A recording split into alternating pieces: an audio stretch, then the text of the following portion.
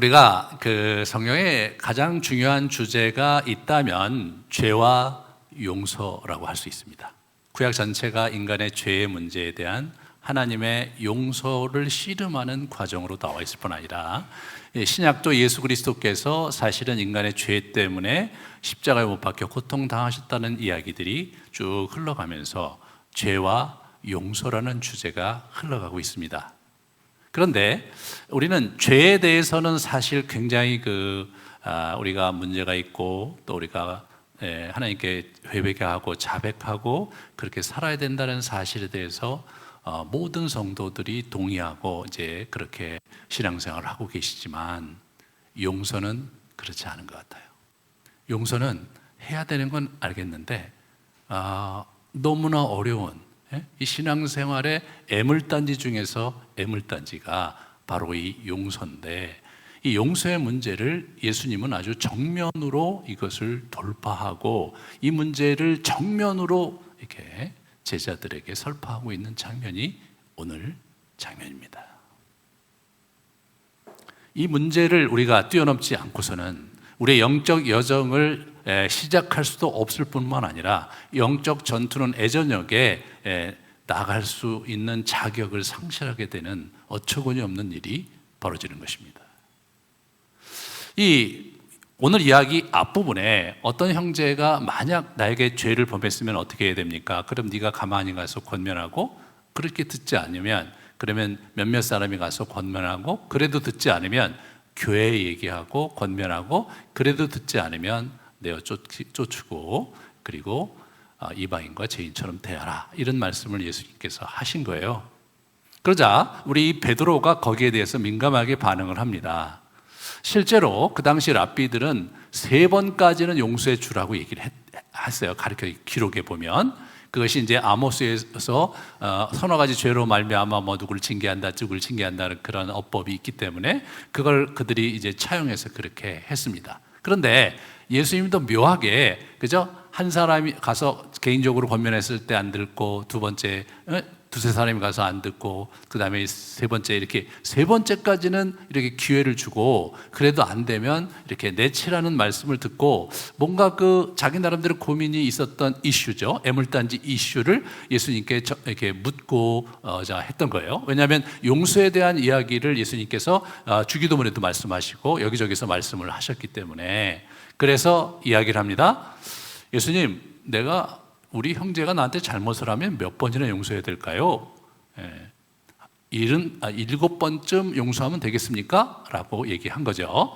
그러니까 그 당시에 분위기로 봤을 때 7번은 많은 거예요. 그죠? 3번 가르치는데 7번이니까 2배잖아요. 그래서 아마 본인은 넉넉하게 그렇게 잡은 것인지, 아니면 7이라는 숫자 때문에 완전 숫자가 7이니까 이 정도 얘기하면 예수님이 오케이 하시려고 했다고 예측을 했는지 우리는 알 수 없지만 그렇게 얘기를 했는데, 답은 사실 베드로가 예상했던 것을 넘어섰죠. 7번씩 70번이라도 용서를 해라, 이렇게 말씀하신 거죠. 정말 얼마나 당혹스럽습니까? 7번씩 70번을 하라, 무슨 말씀이십니까? 그냥 늘 용서하며 살아, 이렇게 말씀하시는 거죠. 하지만 늘 용서하며 산다는 것이, 여러분과 제가 이 세상을 살고 있지만 그 쉬운 일이 아니죠. 가끔 용서하는 건 가능하지만 늘 용서하는 거 결코 쉬운 일이 아닙니다. 그러므로 이 부분에서 예수님께서 이제 비유를 들어서 우리 제자들을 이제 이렇게 잘 가르치고 이 용서라는 주제가 얼마나 중요한 주제인지에 대해서 말씀을 하시는 이야기, 그것이 오늘 본문에 있는 1만 달란트 빚진 자 이야기입니다. 우리 1만 달란트 빚진 자 이야기 한번 우리 그림을 한번 보여주세요. 이제 1만 달란트 빚진 자가 이제 우리 주인한테 가서, 그래서 자기가 이제 1만 달란트 빚진 게 이제 결산이 되니까, 야 그럼 너도 팔고 쟤도 팔고 그다음에 가족들 다 팔고 그래서 벌충을 하도록 해라, 그렇게 얘기를 한 겁니다. 1만 달란트는 굉장히 큰 돈이에요. 실제로 이제 어떤 학자들이 오늘날 25억 달란트 정도, 25억 불 정도 된다고 들었어요. 그러니까 이제 1달란트가 한 15년에서 20년 그 연봉이라고 이제 이렇게 나와 있거든요. 그런데 이게 그렇게 연봉으로만 얘기할 수 없는 게 구매력이 있잖아요. 구매력이. 그러니까 옛날로 가면 갈수록 돈 조금 갖고 구매할 수 있는 양이 되게 많았기 때문에 이렇게 1대1 대응해서 이렇게 우리가 이렇게 환산하기는 좀 한계가 있어요. 그러니까 이제 어떤 학자들은 이렇게 얘기합니다. 그게 1만이라는 이 숫자가 헬라어로 표현할 수 있는 가장 큰 숫자래요. 왜냐하면 그 당시 아라비아 숫자를 쓰지 않았기 때문에 알파벳으로 숫자를 표기했거든요. 그리고 이 달란트는 이 금액에서 돈 단위에서 가장 높은 단위고, 그래서 아주 엄청난 금액이다 이렇게 얘기한 것으로 봐야 한다는 학자들도 있습니다. 아무튼 섣불리 갚을 수 있는 돈이 아닌 것은 분명하죠. 그런데 이 사람은 뭐냐면 다 갚겠다고 그래요. 다 갚겠다고 합니다. 그러니까 이제 우리 그 주인이 측은지심이 생겼는지, 그렇게 생겼는지, 아유 그래 알았다, 뭐 없는 걸로 하자, 그리고 내보낸 거죠. 그런데 나가자마자 이제 자기 동료와 그 사람도 저 사람도 이제 자기와 같은 그 주인의 종인데 자기한테 100달란트 받은 빚을 진 것을 갚지 않았다고 목을 이렇게 조르는 거예요. 100달란트. 100달란트는 얼마냐면 하루 품삯이 1달란트니까 100일 품삯이거든요. 100일 임금이에요. 그러니까 우리로 얘기하면 한 세네 달 정도 되는 그 임금이 이제 100달란트인데 그 100데나리온인데 그걸 안 준다고 막 목을 조르고. 우리 한번 그 다음 그림 보여주실래요? 예. 저 그림이 아주 저거 찾아보니까 아주 유한데 아주 인상 깊게 잘 그렸어요. 그러니까 이렇게 여러분 가만히 저걸 보세요. 저 100데나리온 빚진 사람 저 거의 죽어가는 저 표정, 저 무력화된 저 표정, 그리고 위에서 막 찍어 누르는 저놈.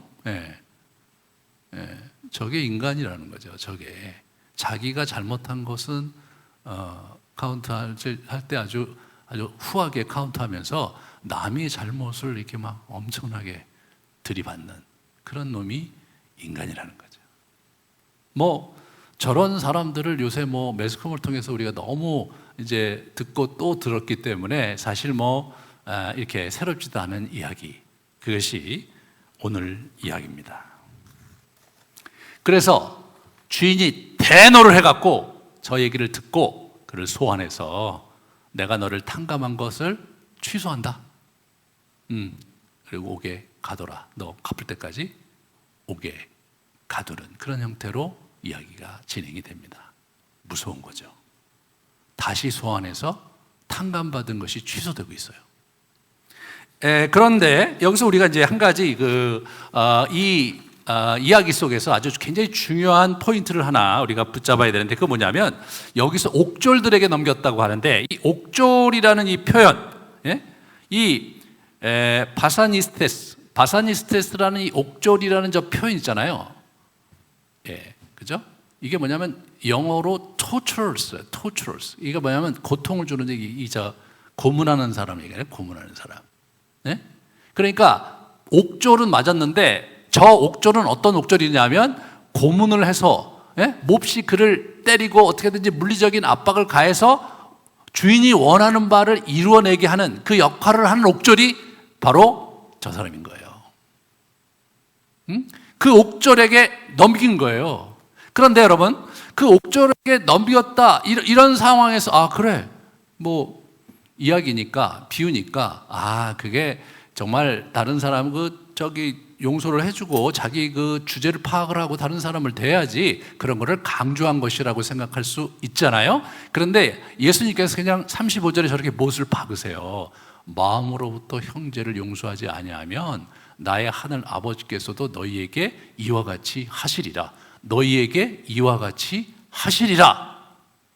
실제로요, 미움에 사로잡혀서 인생을 살면 완전히 사람이 영혼이 망가지고 삶이 망가져요. 심지어는 악한 영이 그를 짓밟아 버립니다. 우리는 성경에서 사울이라는 인물을 통해서 아주 잘 알 수가 있죠. 그런데 여기서 저와 여러분이 고민해야 될 부분이 뭐냐면 용서하는데 마음으로부터 용서해야 된다는 거예요. 예? 진심으로 용서해야 된다는 거예요. 이렇게 되면 이제 얘기가 심각해집니다. 저희 나라는 사실은 이게 한을 품는 나라잖아요. 우리나라는 뭐예요? 역사적으로 원수를 제대로 갚고 살질 못한 한을 갖고 있는 거예요. 저희들이 뭐 중국 사람들에게 원수를 갚았습니까? 저희들이 뭐 이웃나라 일본 사람들에게 원수를 갚았습니까? 그냥 괜히 와 하다가 또 푹 꺼지고 와 하다가 푹 꺼지고. 예. 그래서 우리가 어떻게 용서라는 주제가 우리 문화 속에서는 자기가 그냥 끙끙대고 그냥 끌어안고 사는 거예요. 절대로 용서는 안 해. 예? 하지만 이거를 풀어내지도 않아요. 자기가 갖고 끙끙대며 사는 거예요. 아주 증오와 아주 그 미움과 그런 것들이 똘똘 뭉쳐 있죠. 여러분은 뭐 적극적으로 원수를 갚고 살지는 않으세요. 그죠, 여러분이. 근데 문제는 뭐냐면 용서는 잘 안 하고 사신다는 거죠. 그런데 문제는 뭐냐면 이것이 하나님의 큰 재앙을 받게 되고 징벌을 받게 된다는 거예요. 하나님의 징벌은 뭐냐? 고통 가운데 내버려 두시는 거예요. 그래서 악한 자의 휘둘림에 방치하신다는 굉장히 충격적인 발언을 하시는 거예요. 성경에 하나님께서 우리를 용서하시지 않은 두 가지가 있어요. 하나는 뭐야? 고백하지 않으면 용서 안 하세요. 또 하나는 우리가 누군가를 용서하지 않으면 우리를 용서하지 않으신다는 거죠. 우리 주기도문에도 한번 볼까요? 주기도문에 예수님께서 뭐라고 하셨는지 봅시다. 우리가 우리에게 죄 지은 자를 사하여 준 것 같이 우리 죄를 사하여 주옵시고, 이 정도로 끝내야 되는데 예수님께서 그게 미진하신지 주기도문 그 끝에 후렴처럼 한 번 더 말씀하세요. 너희가 사람의 잘못을 용서하면 너희 하늘 아버지께서도 너희 잘못을 용서하시려니와 너희가 사람의 잘못을 용서하지 아니하면 너희 아버지께서도 너희 잘못을 용서하지 아니하시니라. 또 마가복음에도 볼까요? 마가복음 11장을 같이 봐요. 기도할 때 아무에게나 혐의가 있거든 용서하라. 그리하여야 하늘에 계신 너희 아버지께서도 너희 허물을 사하여 주시리라. 우리 누가복음에 같이 볼까요? 누가복음에 용서하라. 그리하면 너희가 용서를 받을 것이요. 여러분, 용서를 받으려면 용서를 하라 그러는 거예요. 그죠? 그러면 명제를 바꾸면 어때요? 용서를 안 하면 나는 용서 안 하겠다. 그걸 분명히 말씀하시잖아요. 용서 안 하겠다. 그렇게 말씀을 하세요. 우리 정서에 굉장히 어려운 이슈예요. 왜냐? 여러분 생각해 보세요. 내가 어떤 분한테 굉장히 큰 상처와 피해를 입었어. 그런데 그 사람 때문에 너무나 힘들어. 막 힘들고 밥도 잘 못 먹을 것 같고 어떻게 해볼 도리도 없고 막 시시거리면서 살아. 그리고 그 피해 때문에 굉장히 고통을 갖고 살아요. 그럼 우리는 그런 사람들을 어떻게 생각합니까? 딱하게 여기죠. 진짜 저 사람 진짜 고생이다. 어떻게 그런 나쁜 놈이 있어서 그렇게 저렇게 사람을 고생을 시키나? 그렇게 우리가 그렇게 대해요. 그런데 하나님은 어떻게 대하냐면 너 이 녀석 왜 용서 안 하냐? 그렇게 말씀하시는 거예요. 너 이 녀석 왜 용서 안 하고 그러고 있냐? 아니 하나님, 내가 잘못한 게 아니고 저 친구가 잘못해서 내가 이렇게 돼 있는데요? 아니 용서하라고 그랬잖아 이놈 녀석아. 그럼 나도 너를 용서 안 해. 무슨 얘기야? 나도 너 안 봐. 그렇게 말씀하시는 거예요. 우리나라 문화적 정서와 우리나라 심리적 정서에는요 안 맞는 말씀이세요. 그래서 한국 교회가 이게 영적으로 이 부분에 굉장히 걸려 넘어져 있어요. 용서가 잘 안 돼요. 이 주제가 사실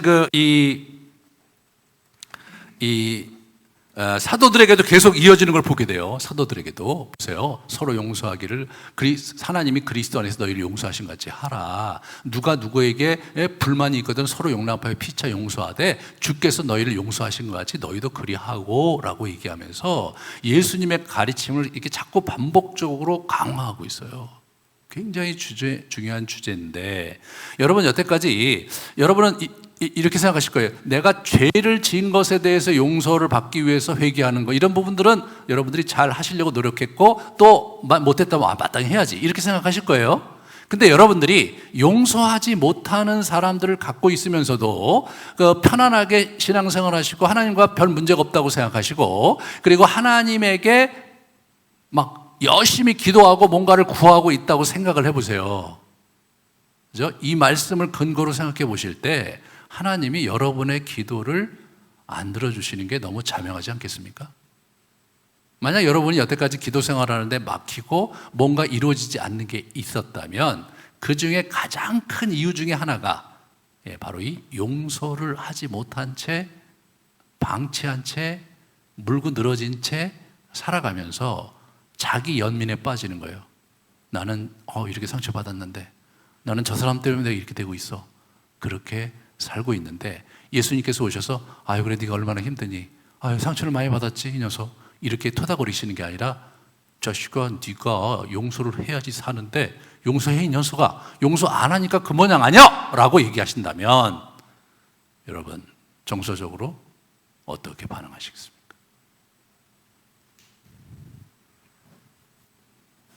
우리는 성경에서 사랑을 얘기한다는 것을 우리가 잘 알고 있는데 이 성경의 사랑은요 용서를 통한 사랑이에요. 용서라는 프리즘을 통한 사랑이지 용서가 없는 사랑이 아닙니다. 우리 같이 우리 마가복음 12장에 같이 보시면 내 마음을 다하고 목숨을 다하고 뜻을 다하고 힘을 다해 주 너희 하나님을 사랑하라, 이렇게 네 이웃을 내 몸같이 사랑하라 이 말씀을 하시잖아요. 그런데 이것이 이제 로마서에 가면 이 사랑하라는 주제가 이렇게 얘기되면 로마서 5장에 같이 보겠습니다. 우리에게 주신 성령으로 말미암아 하나님의 사랑이 우리 마음에 부은 바 됨이니 우리가 아직 연약할 때에 기약대로 그리스도께서 경건하지 않은 자를 위해 죽으셨도다. 우리가 아직 죄인되었을 때에 그리스도께서 우리를 위하여 죽으심으로 하나님께서 우리에 대한 자신의 사랑을 확증하셨느니라. 하나님의 사랑은 우리가 아직 죄인 되었을 때에 용서해 주신 사랑, 그것이 하나님의 사랑입니다. 동양 종교의 그런 사랑을 얘기하는 게 아니라 자비를 얘기합니다. 그죠? 자비를 얘기하는데 자비는요 아무런 대가 지불이 없었어요. 자비를 베푸는 그분이, 여러분이 아시고 있는 그분이 여러분에게 자비를 베풀기 위해서 무슨 대가를 지불한 적이 있습니까? 없잖아요. 네, 없어요. 용서 이런 주제가 중요한 게 아니에요. 그냥 받아주는 거예요.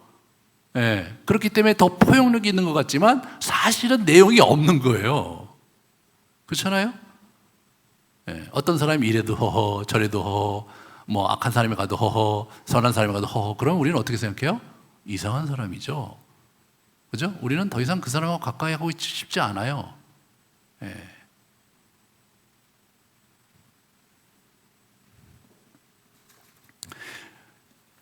용서는요 우리가 본받아야 할 하나님의 성품, 그죠? 우리 정체성의 근간입니다. 우리는 용서받은 자로서 그분 앞에 있는 거예요. 그래서 용서를 하는 사람으로서 이 땅에 존재해야 될 그런 정체성을 가진 인물인데, 여러분과 제가 용서를 안 하고 살고 있다, 우리의 정체성의 심각한 위기인 거죠. 우리는 더 이상 제대로 된 그리스도인의 삶을 살기가 어려운 거예요. 제자 훈련하고 뭐 난리 법석을 핀다고 해도 안 되는 겁니다. 용서의 도를 이루어가지 않으면 우리 영혼은 일그러지며 망가져갈 것이고 악한 영의 먹잇감이 되어서 사울처럼 비참한 인생으로 전락해 버릴 것입니다. 실제로 그렇습니다. 실제로 용서하지 못하고 사시는 분들의 말로는 비참하고 말로는 사실 딱하고 도와줄 수도 없는 그런 상태로 가고 있는 거죠. 우리는 이 기독교의 도가 용서의 도라는 것을 우리가 잘 이해를 하고 알아야 되는데 최근에 이제 그런 부분이 많이 상실됐죠. 예, 그래서 한국 교회가 이제 굉장히 갈등에 휩싸일 때 보면 너무 아쉬운 점이 많은데 실제로 우리가 원래 그런 사람들이 아니었어요. 우리 선배들은 진짜 용서 많이 하고 사신 분들이었어요. 우리 대표적으로 손양원 목사님이 아주 훌륭한 우리의 선배된 모델을 보여주신 분이죠. 한번 사진으로 뵙겠습니다. 저분이 두 아들이 있었는데 여수 반란 사건 때 그 이제 공산주의 그 좌파 계열의 학생에 의해서 두 사람이 이제 그 총으로 죽임을 당하죠. 죽임을 당합니다. 그런데 저 목사님이 그 동인과 동신이 이 두 사람을 그렇게 했는데 그 사람을 죽인 그 친구가 이제 우리 파출소에서 잡혀서 이제 이렇게 조서를 작성하고 있는데 가서 저 사람을 풀어주시오. 내가 저 사람을 내 아들로 삼겠소 해서 경찰서에서 풀어줬어요. 대단하신 거 아니에요? 그 다음에 이렇게 보세요. 이제 그분이 안재선이라는 분이세요. 이제 저기 보시면 이제 저 위에 있는 그 이렇게 이제 그 머리를 이렇게 쓴 거 봐서 저게 이제 장례식장인데 우리 50년에 이제 저분이 돌아가셨어요. 손양원 목사님 돌아가셨을 때 이제 장례식장에서 찍은 사진인데 거기에 이렇게 쓰고 있는 분이 그분이 안재선이라는 바로 당사자거든요. 저분은 아들로 이렇게. 제가 옛날에 다큐를 봤는데 그 따님이 살아계신데 따님이 처음에는 아버지를 이해를 못했다는 거예요. 자기 오빠들을 죽인 사람을 데려와서 자기 오빠로 삼은 거잖아요. 자기는 받아들일 수가 없었다고 그러더라고요. 그런데 아버님이 이제 나이가 들면서 아버님이 그렇게 하신 이유를 알게 됐고 받아들이게 됐다. 그래서 저 안재선이라는 분이 돌아가실 때 그 손양원 목사님 딸에게 와서 그런 얘기를 했대요. 내가 너무나 큰 죄를 지었는데 천국에 가서 제일 먼저 나는 너희 오빠를 만나서 무릎 꿇고 사죄하면서 용서를 빌겠다고 얘기하고 돌아가셨다고 하더라고요. 그 얘기 들으니까 가슴이 뭉클해지더라고요. 우리의 그 신앙의 선배들이 이렇게 우리에게 이렇게 남겼던 이런 궤적은 사실 우리가 곱씹어 봐야 됩니다. 우리가 어쩌다가 이렇게 정말 시장 바닥 같은 이 기독교가 됐는지 모르겠어요. 여러분이나 저나 우리가 용서의 도, 하나님 예수 그리스도의 도를 깊게 우리 마음에 새겨가지 않는다면 정말 너무나 부끄러울 뿐 아니라 악한 영의 유린을 받아갖고 그냥 흐물흐물대면서 우리의 인생을 무너뜨릴 수밖에 없다는 사실을 주목하셔야 됩니다. 그렇다면 우리는 이제 마음으로부터 용서를 어떻게 할 것이냐, 이 부분에 주목해야 됩니다. 여러분 그냥 용서를 해라, 명령이니까 용서해라, 뭐 명령을 따를 수는 있죠. 그렇잖아요. 명령을 따를 수는 있어요. 근데 어려운 게 뭐냐면 마음으로부터 용서한다는 게 얼마나 힘든 거예요. 그게 용서하라 하시니까 내가 하죠. 용서합니다. 뭐 더 이상 개의치는 않을게요. 하지만 마음은 꽁 하고 있어. 이거 하지 말라는 거 아니에요. 저는 그게 너무 힘들더라고요. 용서하는 건 어렵지 않은데 마음으로부터 진심으로 용서하는 것은 그건 너무 어려운 일이더라고요. 먼저 용서란 무엇인가에 대해서 한번 개념을 다시 생각해 보고요. 왜냐하면 우리가 용서가 뭔지 잘 몰라요. 두 번째, 그럼 마음으로부터 하는 용서는 어떤 과정을 통해서 이루어져야 되는지를 한번 같이 정리해 보도록 하겠습니다.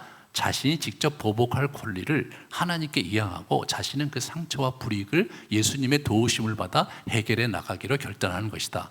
여러분, 지적인 거예요. 용서는요. 용서는 법적인 거예요. 감정적인 거는 부차적인 거예요. 그러므로 용서는 자연스럽게 이루어지기를 기다리는 것이 아니라 시간이 흐르면은 이제 세월도 가고 그러면서 마음이 두그러지니까 그래 그 사람도 살다 보니까 그럴 수도 있겠지 하면서 그렇게 용서하는 거, 그거 성경에서 하는 얘기가 아니에요. 용서는 의지적으로 결단하고 주님의 진리를 붙들고 나아가는 겁니다. 용서는 다른 사람이 자기 자신에게 저지른 죄의 결과로 인한 피해와 손실을 주님 안에서 감당하며 살아갈 것을 동의하는 거예요. 예, 그 피해와 손실을 예수님이 책임져 주실 것을 믿고, 그리고 또 책임질 수 없는 부분도 있죠. 가령 예를 들어서 내가 사고가 나갖고 신체적으로 큰 장애를 가졌다든가 이런 거는 사실은 해결이 안 되는 이슈 중에 하나잖아요. 그거를 예수님과 더불어 그 문제를 해결하겠다고 동의하는 것, 그것이 용서라는 겁니다. 용서는요, 굉장히 지적이고 원칙적이고 그리고 이제 그 법적인 거예요. 그러므로 이 용서의 절차는 아주 정교한 그 논리적 절차를 가지고 용서가 이루어져야 비로소 마음으로부터 용서하게 되는 거예요. 4단계로 제가 정리를 했습니다. 첫 번째로 한번 볼까요?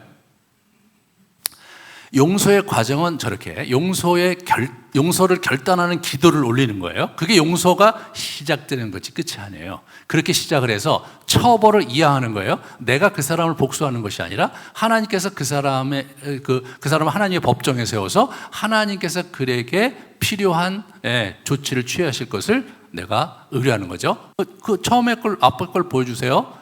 그 다음에 손실 회복을 의뢰하는 거예요. 내가 피해를 받은 것을 주님께 의뢰하는 거예요. 우리가 피해를 받은 것을 나에게 가해한 그 사람에게 청구서를 내고 싶어요. 그 사람이 책임을 지게 하고 싶어. 그죠? 그게 우리의 생각이에요. 하지만 성경은 그 청구서를 나에게 제출하라고 하나님께서 말씀하셨어요. 복수는 내가 해줄 테니까 청구서 내게 줘라. 마지막으로 가해자를 축복하는 겁니다. 가해자를 축복할 때 비로소 어떻게 돼요? 마음으로부터 하는 용서가 거기서 완성이 되고 종료가 되는 거예요.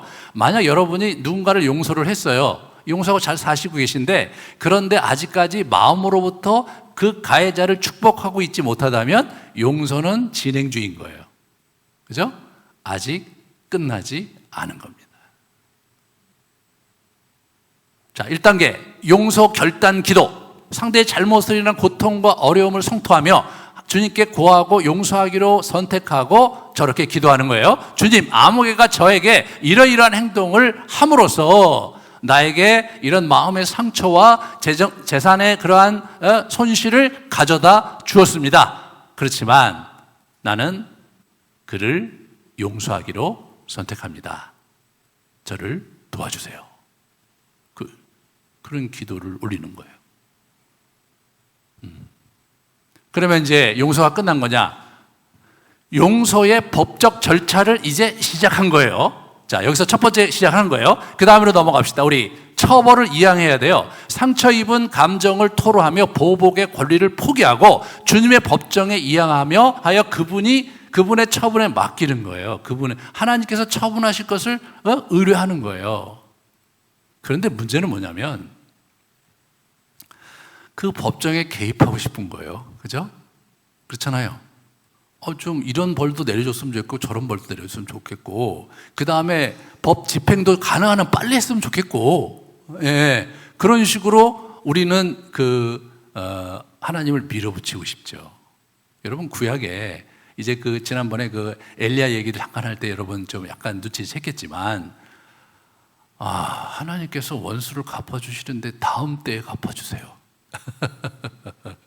다음 때. 그러면 여러분과 저같이 그렇게 그냥 빠른 거에 그냥 급격히 뭘 하고 그런 거 확실하게 하고 이런 거를 중요시 여기는 우리 문화 속에서는 다음 때 원수를 갚아준다면 이게 좋으시겠어요? 괜찮으시겠어요?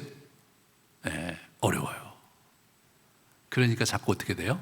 마음이 힘들어요. 네, 주님께 위탁을 했는데 변화가 없는 것 같고 그 친구 잘 사는 것 같고 나는 왜 그렇게 맨날 힘들고 그러는가? 이제 그럴 때 우리가 우리의 감정을 이제 털어내야 되는데 그 시편을 가지고 하는 거예요. 시편의 비탄, 그런 탄식 기도와 저주시 이런 부분들을 가지고 묵상하면서 솔직하게 그분께 토로하는 거예요. 솔직하게 토로하는 거예요. 그러면서 자기의 하소연을 주님께 하면서 주님, 그러나 당신께 맡겼으니까 당신께서 속히 처리해달라고 자꾸 기도를 하면서 여러분의 그 어려운 심정을 자꾸 이렇게 덜어내는 거예요. 시편이 아주 중요합니다. 왜냐하면 아무렇게나 마구 한다고 기도가 되는 게 아니더라고요. 특별히 이런 중요한, 여러분 뭐 간구 같은 거는 여러분이 하고 싶은 대로 해도 돼. 그런 거는, 예? 뭐 이거 해주세요, 저거 해주세요. 뭐 집을 주세요, 또 직장의 문을 열어주세요, 뭐 결혼의 문을 열어주세요. 이런 것들은 여러분들이 하고 싶은 대로 하면 돼요. 예? 그런데 이러한 정교한 작업은요, 기도할 때 언어와 개념과 순서를 어떻게 해야 될지를 배우셔야 돼요. 예, 그게 시편에 있는 거예요. 시편에 있는 어법으로 기도를 해야 기도가 충분히 인격적으로 잘 전달이 될 수 있고 자기 스스로의 내면에 이런 감정들이 풀어지는 그런 것들이 이제 일어나는 거예요. 그러니까 시편 기도를 모르면 사실은 우리의 이 그리스도인의 이 신앙생활에서 굉장히 중요한 그러한 부분을 놓치는 거죠. 그렇게 하면서 숨고르기를 하고, 그렇지만 여전히 피해는 남아있잖아요. 그죠? 감정적인 숨고르기를 한다고 피해가 없어지는 건 아니잖아요. 그 피해 보상을 가해자에게 요구하는 것이 아니라 주님께. 예, 감정적인 치유와 가해자로 인한 피해와 손실을 회복해달라고 구하면서 그분을 의뢰하는 거죠. 여러분이 입은 손실로 인한 결핍을 주님을 의지하며 받아들이는 거예요. 이 결핍은 감당이 안 돼. 내가 주님이 있으니까 주님을 믿고 이 결핍을 내가 받아들이며 주님과 함께 사는 거예요. 주님과 함께 사는 거예요. 마지막 네 번째 단계를 봅시다. 가해자를 축복하고 너그럽게 대하는 거예요. 가해자를. 여기 보시면 너희를 박해하는 자를 축복하라. 축복하고 저주하지 마라. 저주하면 안 되는 거예요. 예? 그래서 이제 시편에 있는 저주시를 할 때 사람들을 향해서 하는 게 아니라 하나님 앞에 하소연하는 거지, 수평적으로 주여 저자를 저주하소서 막 이렇게 하면서, 참 죄 짓는 일이에요. 큰일 납니다. 그렇게 하시면 안 돼요. 그러니까 축복을 해야 되는 거예요. 축복을. 그 다음에 너희가 친히 원수를 갚지 말고 하나님의 진노에 맡겨라 이거예요. 이거 로마서 우리 사도 바울이 하는 얘기예요. 원수 갚는 것이 내게 있으니 내가 갚으리라고 주께서 말씀하시지 않았느냐. 그러니까 원수를 너희가 직접 갚지 말고 죄 짓는 거다. 하나님께서 갚으실 테니까 기다려라. 그렇게 말씀을 하시는 거죠. 그러면서 내 원수가 줄이거든 먹이고 목마르거든 마시게 하라. 그리함으로 내가 숯불을 그 머리에 쌓아 놓으리라. 예. 이렇게 보면 상당히 냉소적이죠. 그죠? 아주 겉으로는 잘 대하는 거예요. 잘 대하면서 그러면서 조금 이따 너 하나님에게 너 이제 린치를 당할 테니까 그날을 내가 기다리마. 이런 어떤 묘한 속셈이 저기에 속삭이는 것 같이 보이는데 그렇게 보시면 안 돼요. 예, 저게 진심인 거예요. 진심인 거예요. 자, 저 예를 어디서 보셔야 되냐면 마지막 만찬 석상에서 예수님께 이 가룟 유다를 대하시는 모습에서 보시면 돼요. 그죠? 가룟 유다를 정죄하지 않으시잖아요. 계속해서 기회를 주세요. 너희 중에 하나가 나를 배반할 거다.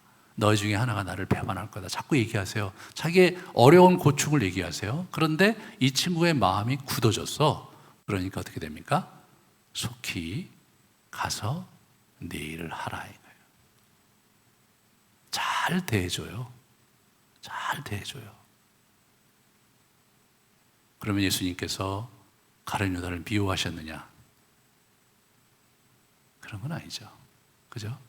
마지막까지 챙기려고 하시고 마지막까지 너그러운 마음으로 그를 품으려고 하셨는데 그가 그렇지 못했잖아요.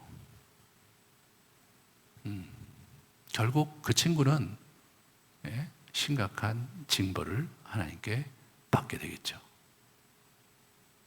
바로 그걸 얘기해요.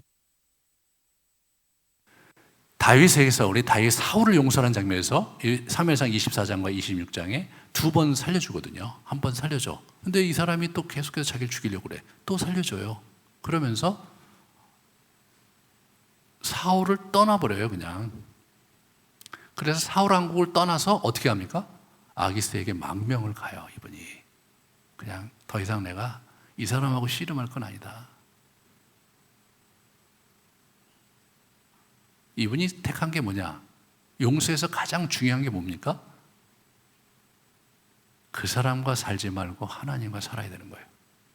그를 놓지 못하면, 그를 내가 미워하는 거를 그걸 놓지 못하면 나는 그 사람과 사는 거예요. 그죠? 내가 그걸 놓으면서 누구하고 살아야 되냐면 예수님과 살아야 돼요. 예수님과 살면 되는 거예요. 그 예수님과 사는 거예요. 더 어려운 그 아기새에 가서 망명생활을 하는데 그게 더 나은 거예요. 그렇게 사는 거예요. 나중에 사무엘하 1장에 보면 이제 우리 사울이 죽었다는 이제 소식을 듣고 요나단께 죽었다는 소식을 시를 장문에 시를 써요. 그거 와서 리포트한 친구를 이제 처단하고 장문의 시를 쓰면서 두 사람이 아름다움을 기리고 그렇게 하면서 정말 그 마음에 슬퍼하는 그 시간을 갖거든요. 그러면 다윗이 그러면은 진심으로 사울을 그렇게 애도했을까? 여러분 어떻게 생각하세요? 요나단을 애도하는 건 맞지만 사울을 그렇게 진심으로 애도했을까?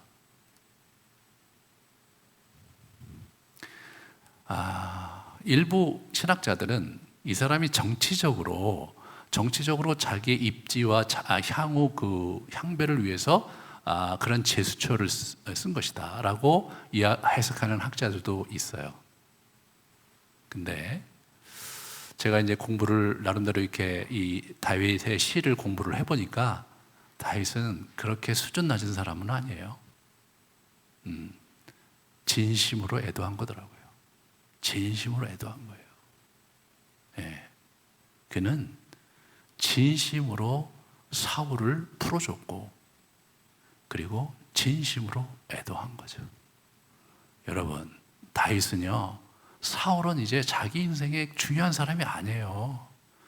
사울이 뭘 어떻게 하든 뭐 아무 의미가 없어요. 이제 사울은 자기 인생의 논외야. 자기 인생에 하나님과 나와 가야 될 길이 지금 이게 벅차. 이 사람이 여기 있는 거예요. 그냥 그냥 뭐 어찌 가도 좋아요.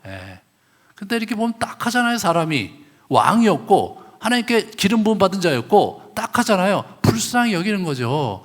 왜 저렇게 사시나? 왜 저렇게 사시나? 잘 사셔야 할 텐데. 이 사람이 뭐라 얘기합니까? 하나님이 기름 부음 받은 자를 내가 죽일 수 없다. 나는 손은 안 대겠다. 존중하는 거잖아요. 존중하는 거예요. 그래도 저 사람 과거에 하나님의 그 택하심을 믿고 놀라운 일을 행했던 사람인데 지금 이 시간 이렇게 됐는데 너무 안타깝다 이거예요. 내가 죽이진 못하겠다.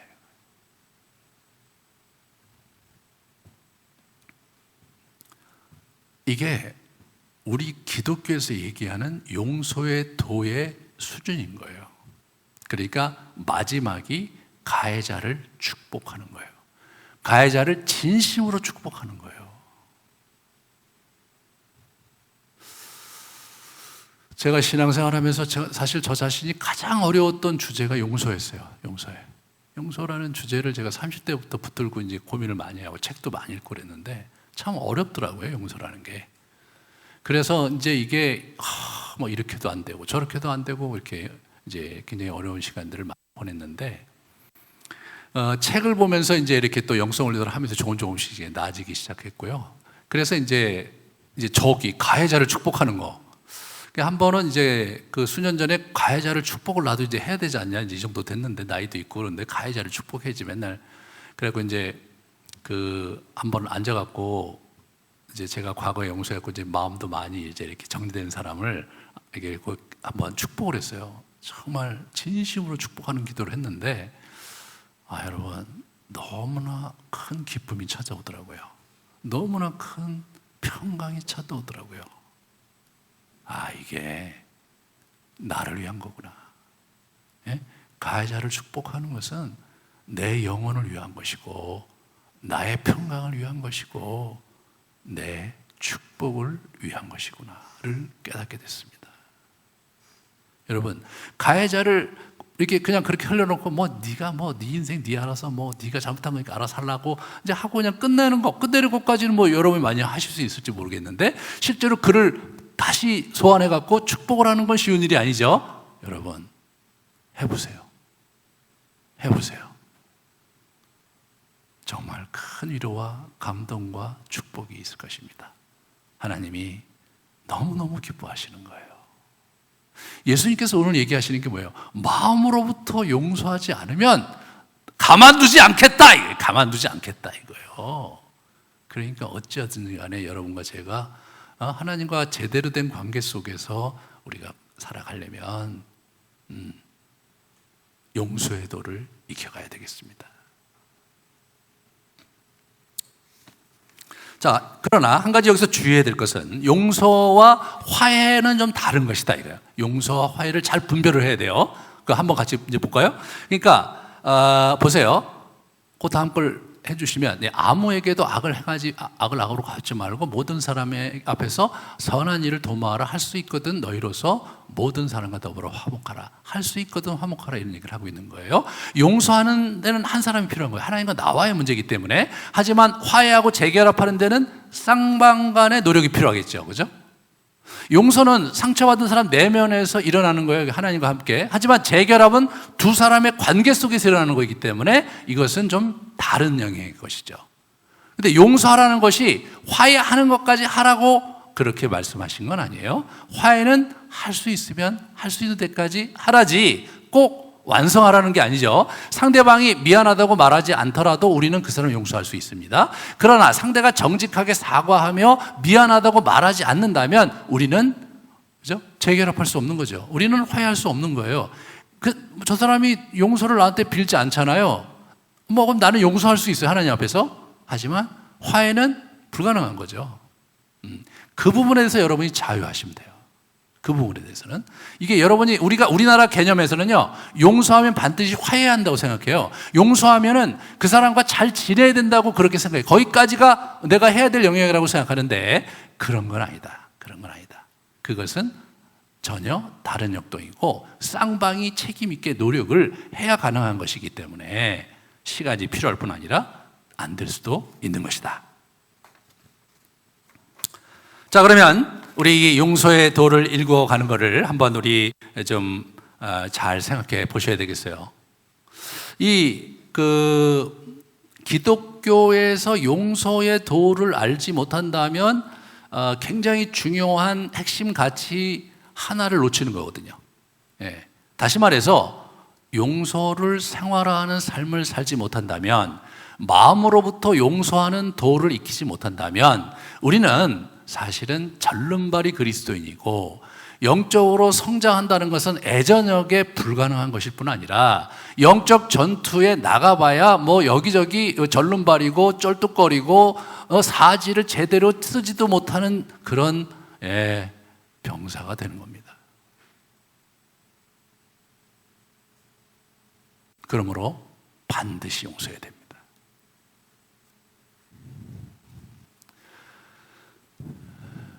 제가 1년에 한두 차례 이렇게 용서에 대해서 강조를 하는데, 그동안은 이렇게 용서를 전문적으로 집중적으로 이렇게 해오지 못했던 부분들을 제가 많이 반성했습니다. 왜냐하면 여러분의 영적 성장의 가장 큰 장애물 중에 하나가 바로 이 용서예요. 이 용서의 이 산을 넘어가지 못하면 우리의 이 하나님 나라 유업을 향한 여정, 이런 것들이 전체가 이제 막히는 거거든요.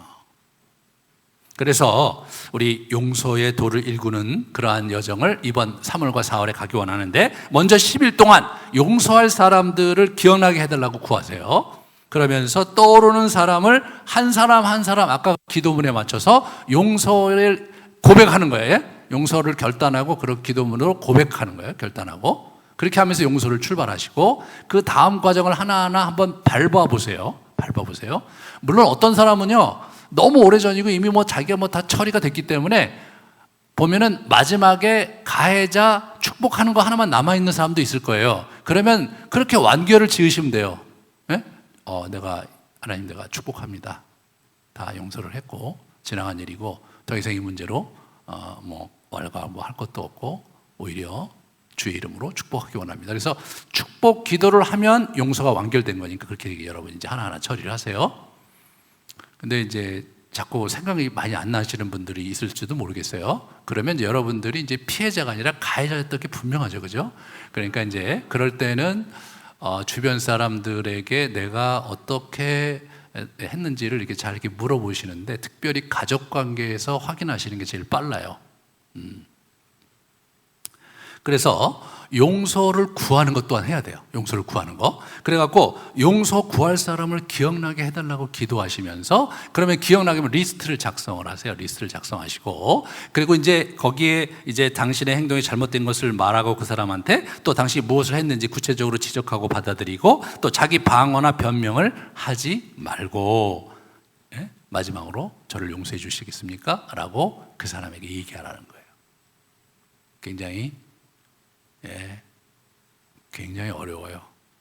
굉장히 분위기 묘해집니다. 네. 그리고 끝나고 나서 그분이 잘 받아주셨으면 좋은데, 만약 안 받아줬으면 그러면 하루 종일 기분이 안 좋을 수 있습니다. 그리고 후회할 수도 있어요. 차라리 얘기하지 말걸. 이렇게. 그 사람이 위해서도 그런 얘기를 해요. 아니, 왜 지금 와서 그런 얘기를 하셔서 더 기분 나쁘게 하십니까? 네, 그렇게 나오면은 굉장히 당혹스럽죠. 당혹스러워요. 제가 옛날에 이거 실천한다고 나름대로 하다가 여러 번 어려움을 많이 당했거든요. 그래서 아니, 목사님이신데 왜 이런 거를 지금 와서 얘기하시면서 진작 회개하셨어야죠. 이렇게 나와. 그래 이제 진짜 당혹스럽더라고요. 예. 이제 그 얘기가 틀린 말이 아니니까 목사 그만두고 싶더라고요. 그러니까 이제 근데 여러분, 그런 쪽팔림을 안 당하고 신앙생활 하니까 지가 잘나는 것 같은 거예요. 쥐뿔도 못 쓰면서 막 자기 신앙생활하고 하나님께 막 부르짖는데 뭐 하나 용서도 제대로 못하면서 뭐 그러고 있는 거예요. 여러분 잘 생각해 보세요. 이게요, 여러 번 이렇게 용서를 구하는 거를 하다 보면 주제 파악이 돼요. 네, 겸손해져요, 사람이. 그래서 하시는데, 이제 먼 친구들이 이렇게 하시는 건 사실 어려울 수도 있잖아요. 그런 거는 천천히, 저는 기회 될 때, 리스트를 해놓고 기회 될 때 제가 그 사람하고 이렇게 만날 기회가 있으면 그때 사과하거든요. 예, 그런데 제일 좋은 것은 집안 식구들이죠. 예? 집안 식구들이에요. 그러니까 집안 자기 형제들, 그리고 이제 우리 가족들, 특히 배우자 같은 경우, 그죠? 배우자 같은 경우 용서를 할 것도 많고, 그죠? 그 다음에 용서를 구할 것도 많죠. 근데 용서할 것도 없고 용서를 구할 것도 없으면 어떻게 되는 겁니까? 그 사이가? 같이는 살되 더 이상 아무 관심도 없는 사이로 전락한 거죠. 그래도 용서할 게 있으면 싸우기라도 한 거니까 관계가 있는 건데, 용서할 것도 없고 용서를 구할 것도 없으면 거의 남남으로 사는 거죠. 네, 그런 거예요. 그러니까 여러분들이 잘 참고 마셔서 실습을 하실 때, 여러분 실습을 하실 때 배우자나 여러분의 자녀나 여러분의 형제 자매들에게 한번 실습을 해보세요. 이번 주에 하나 이상 용서를 구해보세요. 처음이 어렵지 하시다 보면 하실만 할 거예요. 그래야 용서의 도에 들어가는 거죠. 용서의 도에 들어가야 그리스도인의 온전한 삶을 맛볼 수 있는 겁니다. 그래서 오늘 이제 첫걸음, 이 예수님과 하는 영적 전투 첫걸음, 마음으로부터 용서하라 라는 말씀을 가지고 이번 한 주를 사시기 바랍니다. 그게 제일로 중요하거든요. 그래서 이번 한 주 동안 용서하고 용서를 구하는 삶을 살고, 다음 주에 와서 이제 염려에 대해서 얘기할 때 다 염려를 또 할 거거든요. 하나님의 보호하심과 하나님의 선하신 인도하심을 구해야 되는데, 자꾸 용서 안 하고 있다가 그런 거 구해봐야 먹히지도 않을 거니까 여러분 일주일 동안 열심히 하시고, 그러면서 본격적으로 22일부터 이제 매일 저녁에 이제 모여갖고 이걸 구체적으로 기도하고 진리를 선포하고 이런 시간을 갖게 될 것입니다. 같이 우리 기도합시다.